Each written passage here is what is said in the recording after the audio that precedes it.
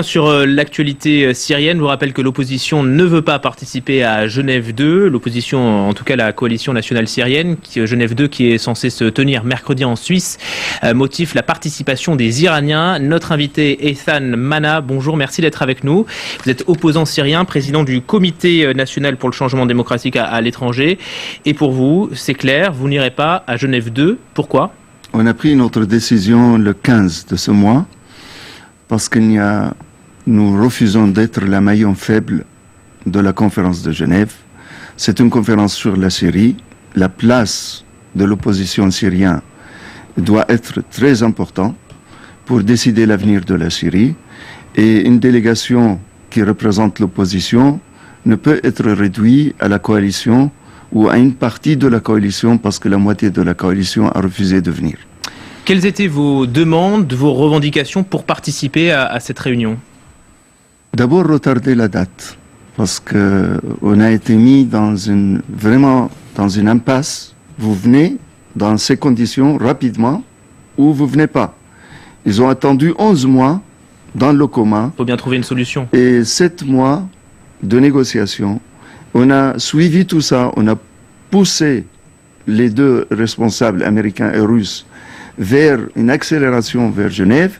Et au moment où ils ont décidé, ils voulaient nous imposer l'agenda, ils voulaient nous imposer le timing et ils voulaient nous imposer aussi la façon d'être présent. Vous parlez dans de la qui, conférence.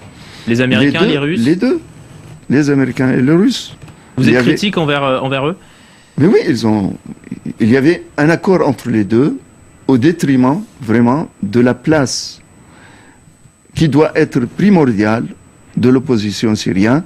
Et cette opposition ne peut être dans cette place s'il n'est pas réellement représentatif de l'ensemble des forces démocratiques en Syrie. Alors, vous ne faites pas partie de la coalition nationale syrienne. Quelles sont vos relations avec le CNS ?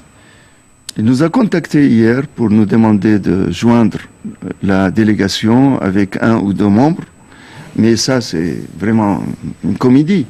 Parce que nous, on a proposé aux Nations Unies, à M. Brahimi et à Ban Ki-moon, une réunion préparatoire de l'ensemble des forces, non seulement les deux, mais l'ensemble des forces démocratiques en Syrie et des personnalités charismatiques du pays pour avoir une réunion préparatoire pour un programme commun et pour une délégation commune. Et les États-Unis ont refusé. Ils voulaient à tout prix un pro-américain delegation, une délégation pro-américaine. Alors c'est leur problème.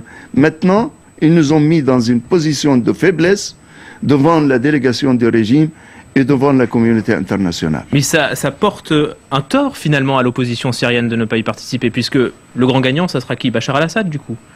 Oui, mais c'est toujours, on a été victime des décisions américaines qui ont toujours voulu à tout prix que l'opinion de l'opposition syrienne soit pro-américain ou on n'est pas classé opposition même par M. Robert Ford et M. Kerry.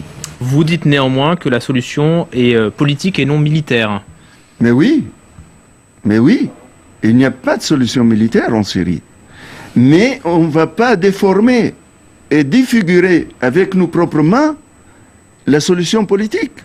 On doit vraiment entrer en force pour obtenir quelque chose qui peut répondre aux revendications de notre peuple.